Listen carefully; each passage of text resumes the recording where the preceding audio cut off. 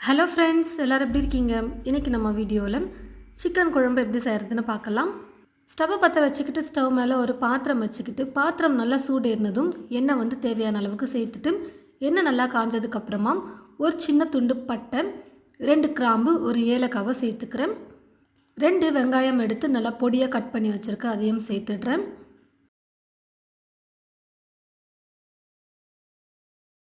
வெங்காயம் இந்த அளவுக்கு கொஞ்சம் பொன்னிறமாக மாறி வர வரைக்கும் வதக்கினதுக்கப்புறமா 1/2 கிலோ சிக்கன் எடுத்து கொஞ்சமாக கல்லுப்பு சேர்த்துட்டு தண்ணியில் நல்லா கழுவி எடுத்து வச்சுருக்கேன். தண்ணி இல்லாமல் வடிச்சும் எடுத்து வச்சுருக்கேன். இப்போ இந்த சிக்கனை சேர்த்துட்டு கூடவே ஒரு சின்ன தக்காளி பழம் எடுத்து பொடியாக கட் பண்ணி வச்சுருக்கேன், அதையும் சேர்த்துட்டு நல்லா வதக்கிக்கிறேன். 2 நிமிஷத்துக்கு நல்லா வதக்கினதுக்கப்புறமா கொஞ்சமாக உப்பு சேர்த்துட்டு நல்லா கலந்து கொடுத்துட்டு ஒரு மூடி போட்டு மூடி வச்சிடலாம். சிக்கன்லேயே பார்த்திங்கன்னா நம்ம குக் பண்ண தண்ணி விட ஆரம்பிக்கும். ஒரு 2-3 நிமிஷத்துக்கு மூடி போட்டு மூடி வச்சுட்டு குக் பண்ணும்பொழுது இந்த மாதிரி நல்லா தண்ணி விட்டு இந்த அளவுக்கு கொஞ்சம் குக் ஆகிட்டு வந்திருக்கும். இப்போது இது கூட பார்த்திங்கன்னா 1 டீஸ்பூன் அளவுக்கு இஞ்சி பூண்டு விழுது சேர்த்துட்டு நல்லா கலந்து கொடுத்துட்டு 1/4 டீஸ்பூன் மஞ்சள் தூள் சேர்த்துக்கிறேன். 2 டீஸ்பூன் மல்லித்தூள் சேர்த்துக்கிறேன். 1 டீஸ்பூன் வெறும் மிளகாய் தூள் சேர்த்துக்கிறேன்.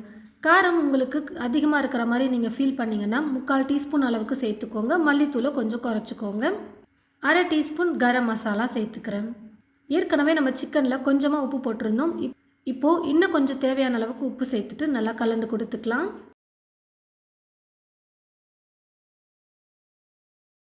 எல்லா மசாலையும் சேர்த்து நல்லா கலந்து கொடுத்ததுக்கப்புறம் தேவையான அளவுக்கு தண்ணி சேர்த்துட்டு குக் பண்ணிக்கலாம்.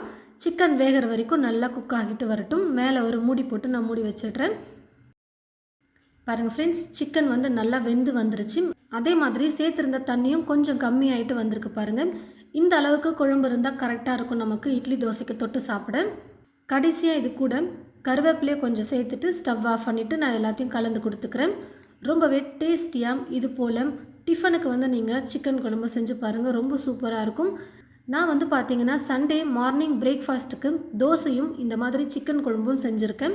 கண்டிப்பாக நீங்கள் உங்களுடைய வீட்டில் இது போல் தோசைக்கு இல்லை இட்லிக்கு சிக்கன் குழம்பு செஞ்சு பாருங்கள், ரொம்பவே சூப்பராக இருக்கும். இட்லிக்கு பார்த்தீங்கன்னா இன்னும் கொஞ்சம் தண்ணியாக குழம்பு வச்சுக்கோங்க, அப்போ இன்னும் நல்லா சூப்பராக இருக்கும். கண்டிப்பாக இது போல் சிக்கன் வாங்கினா நீங்கள் உங்களுடைய வீட்டில் ட்ரை பண்ணி பார்த்துட்டு எப்படி இருக்குன்னு சொல்லிட்டு மறக்காமல் கமெண்ட் பாக்ஸில் கமெண்ட் பண்ணுங்கள். இந்த வீடியோவை மற்றவங்களுக்கும் ஷேர் பண்ணுங்கள். தேங்க்யூ.